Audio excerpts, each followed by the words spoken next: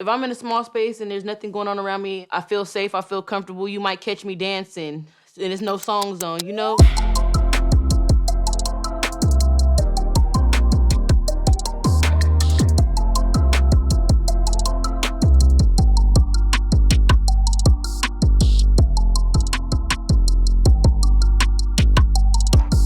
So I want to touch on the multifaceted term safety. There is psychological safety, there is emotional safety, and there is physical safety. What relates all these together?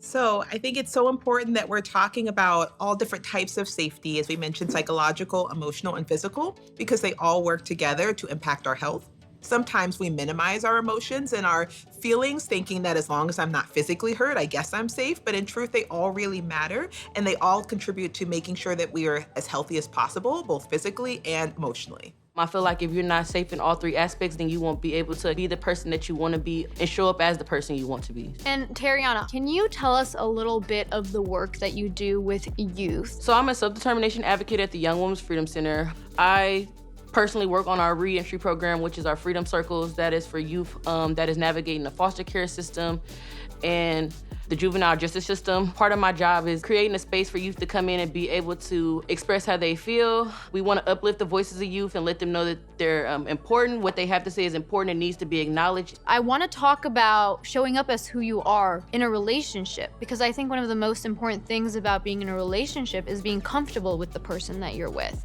feeling safe while you're doing so. So what are some signs of a safe, healthy relationship? Our relationship should help us become better people, seeing it's an opportunity that you can grow, like you learn about yourself and what makes you different and how to communicate with people. Relationships should be a space where we actually feel happy. Like, conflicts happen and we have to be able to talk through disagreements, but it should still be done in a way that says, I still care about that person and I still respect them. They really should be a place where you can kind of just work through those things that make you different and come to a conclusion. When does it cross over to abuse? When is it not okay anymore? When does it turn from a healthy relationship with normal ups and downs here and there into an abusive one?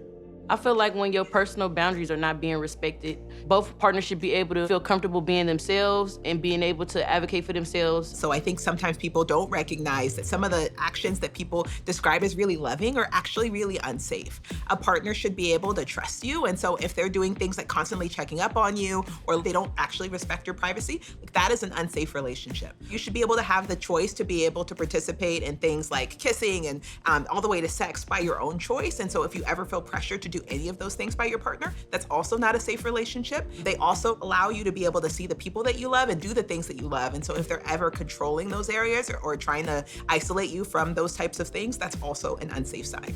Sometimes removing yourself from the unsafe relationship in itself is a threat to your safety. What are the steps that you need to take in order to remove yourself from a relationship like that where you feel unsafe?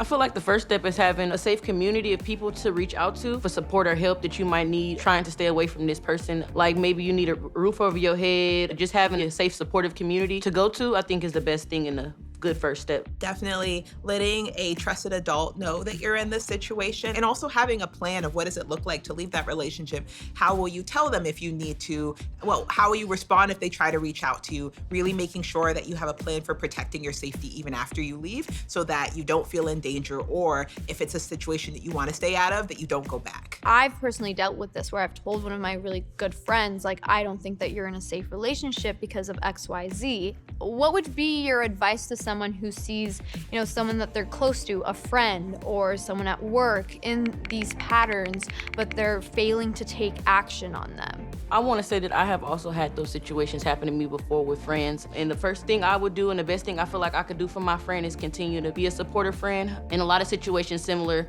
people say over and over again, oh, I'm gonna leave, or I'm not gonna do this again, and they continue to do it again. As long as they know that they have a friend that's always gonna be there for them, no matter what, I feel like that's just a helping hand right there. Yeah, I think if you see a friend that is in a tough situation, the first thing is just like you did, Hailey, just pointing it out to them. I think sometimes when we're in relationships, we put on these like rose-colored glasses where everything looks really nice. And even if they do something bad, they apologize. So that means that they're a great person. We kind of overlook the hard things. And so pointing it out, but doing that in a kind way. And sometimes I think there's this idea that, oh, I have to stay with this person because they're the only person that likes me. And sometimes, unfortunately, abusive partners can affirm those ideas and tell them that like, no, there's nobody else in your life that's as meaningful to you as I am. And so to be able to be that present person like Terriana described, to be able to counter those narratives and say like, no, you have this community of friends to help them when they're ready to be able to leave that situation. And providing that support until they're ready is so key to helping them feel connected. So we talked about safety in all these different facets. We talked about emotional safety, psychological, physical, but why is safety so important? So adolescents really are learning who they are and also creating the path that'll help them thrive. And safety is so important because safety is kind of like the boundaries for all of that growth.